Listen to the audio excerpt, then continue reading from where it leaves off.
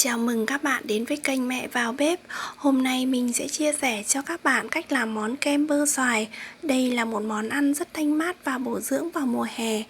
Và điều đặc biệt là món kem không hề có giấm đá, rất mềm mịn. Nếu bạn nào yêu thích món ăn này, hãy cùng vào bếp với mình nhé.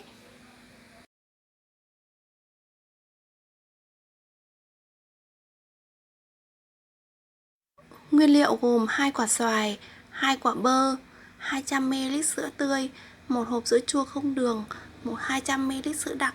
Chúng ta bắt đầu làm nhé. Trước tiên chúng ta sẽ gọt vỏ xoài trước. Xoài ở đây chúng mình sẽ chọn hai loại, một loại chín kỹ và một loại chín tới. Loại xoài chín kỹ sẽ giúp cho cái món kem của chúng ta thơm hơn và ngọt hơn. Còn quả xoài chín tới sẽ có vị chua, giúp cho cái món kem của chúng ta hài hòa hơn và ăn sẽ không bị ngán.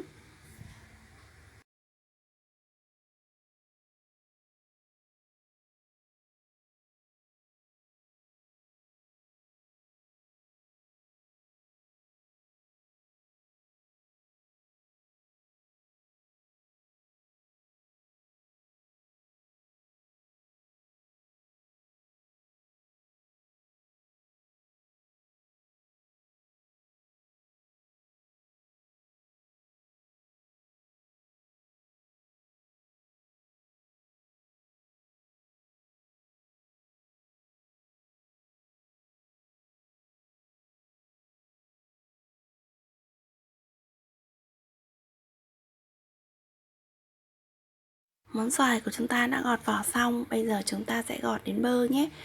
Các bạn lưu ý bơ chúng ta sẽ chọn loại bơ sáp thì khi làm kem sẽ ngon hơn, bởi vì bơ sáp khi chúng ta xay lên thì sẽ sánh hơn, mịn hơn so với bơ thông thường, và khi làm kem cũng sẽ không bị giấm đá.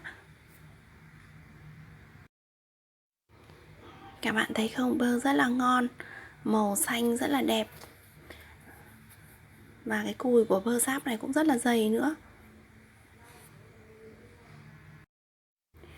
Đặc biệt là khi ăn cái bơ sáp này thì chúng ta thấy cái vị của nó khác hẳn so với vị bơ thông thường, béo hơn và ngậy hơn, cùi cũng nhiều hơn, màu sắc cũng đẹp hơn. Khâu gọt vỏ đã xong, bây giờ chúng mình sẽ thái các cái miếng bơ và xoài thành từng lát mỏng nhé. Ngon lắm các bạn. Các bạn thấy không, bơ này rất là ngon. Bên trong thì cái hạt của nó rất là nhỏ và nhiều cùi. Món bơ này nếu bạn nào mà nhà có bé nhỏ mà chậm tăng cân ấy, mình xay bơ lên cho các bé ăn cũng rất là tốt. Và đặc biệt là bơ sẽ rất là mát, giúp cho các bé đỡ bị rôm sảy vào mùa hè. Món bơ của chúng ta đã cắt xong, bây giờ chúng ta sẽ chuyển sang cắt xoài nhé. Xoài chúng ta cũng tiến hành cắt thành từng miếng nhỏ để cho dễ xay các bạn nhé.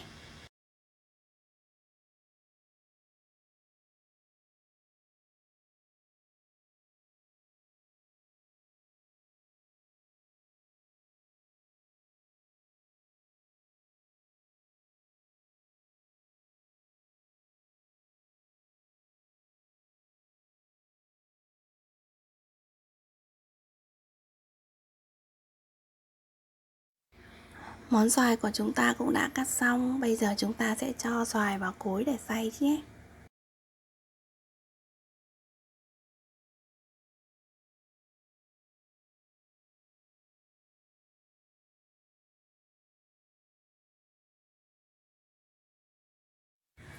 Chúng ta sẽ đổ xoài vào trong cối để chúng ta xay trước nhé.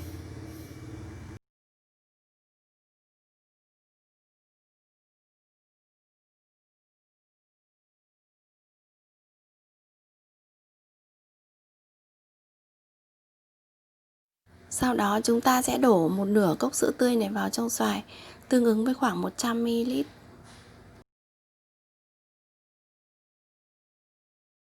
Sau đó mình sẽ đổ một nửa hộp sữa chua không đường này vào. Sữa chua không đường thì thường có vị chua hơn so với sữa có đường, cho nên ở đây mình sẽ chỉ sử dụng một nửa hộp thôi nhé. Tiếp theo mình sẽ cho vào đây khoảng 100ml sữa đặc. Lượng sữa đặc này các bạn điều chỉnh theo sở thích của mình. Nếu bạn ăn được ngọt thì chúng mình có thể cho thêm nhé.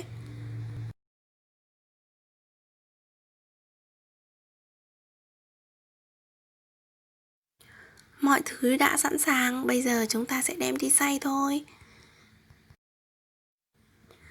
Hỗn hợp xoài của chúng ta đã xong. Bây giờ chúng ta sẽ đổ lớp đầu tiên vào trong âu nhựa nhé. Sau đó chúng ta dùng thìa để chúng ta san đều cho phẳng bề mặt. Chúng ta sẽ đậy nắp lại và cho vào trong ngăn đá khoảng 30 phút nhé. Trong lúc chờ chúng ta sẽ tiến hành xay bơ nhé. Chúng ta sẽ cho toàn bộ số bơ này vào trong cối xay.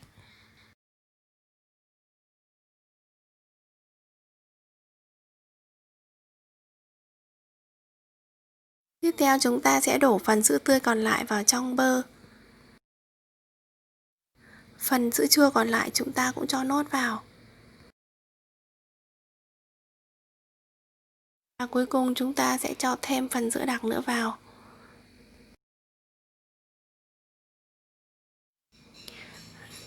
Đậy nắp lại và chúng ta sẽ đem đi xay. Sau 30 phút chúng ta lại bỏ ra và chúng ta lại cho một lớp bơ nữa lên. Và chúng ta lại đậy nắp lại và cho vào ngăn đá khoảng 30 phút. Sau 30 phút chúng ta lại bỏ ra và chúng ta lại cho thêm một lớp xoài nữa.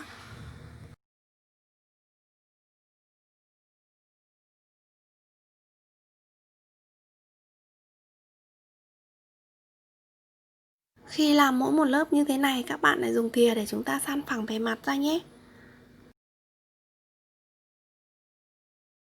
Sau đó chúng ta lại đậy nắp lại và cho vào ngăn đá khoảng 30 phút. Sau 30 phút chúng ta lại cho thêm một lớp bơ nữa.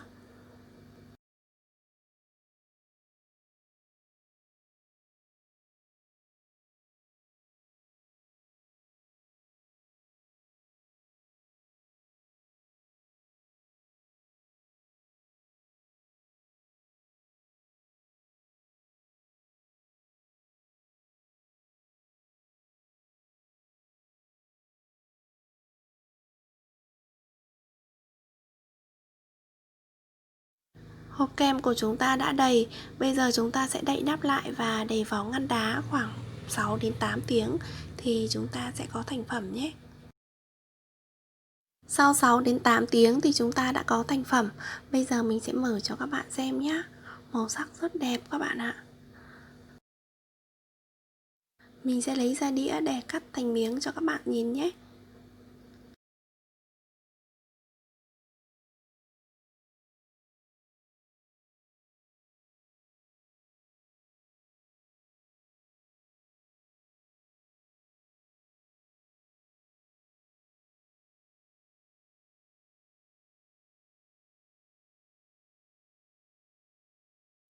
Bây giờ mình sẽ dùng dao để cắt thành từng lát để các bạn xem bên trong nhé.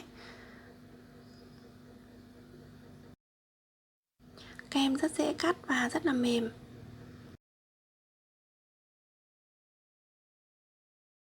Wow, màu sắc đẹp quá các bạn ạ. Rất là đẹp. Đây nữa này. Từng miếng kem có màu xanh và màu vàng xen kẽ rất là đẹp.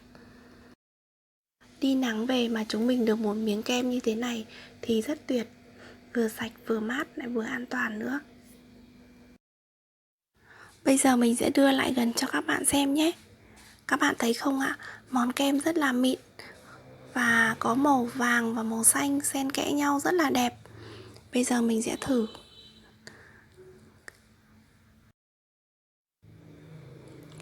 Kem rất là ngon các bạn ạ. Có vị ngọt, chua, béo và mùi thơm của xoài, của bơ, của sữa hòa quyện với nhau.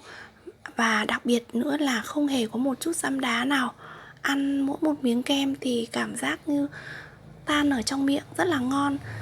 Các bạn phải làm và thưởng thức thì mới thấy được vị ngon của loại kem này. Vậy là mình đã hướng dẫn xong cho các bạn cách làm kem bơ xoài rồi. Rất dễ phải không các bạn? Các bạn hãy làm cho gia đình của mình cùng thưởng thức nhé. Nhớ chia sẻ cho bạn bè của mình cùng làm đấy.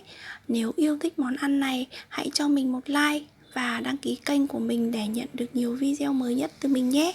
Chúc các bạn thành công!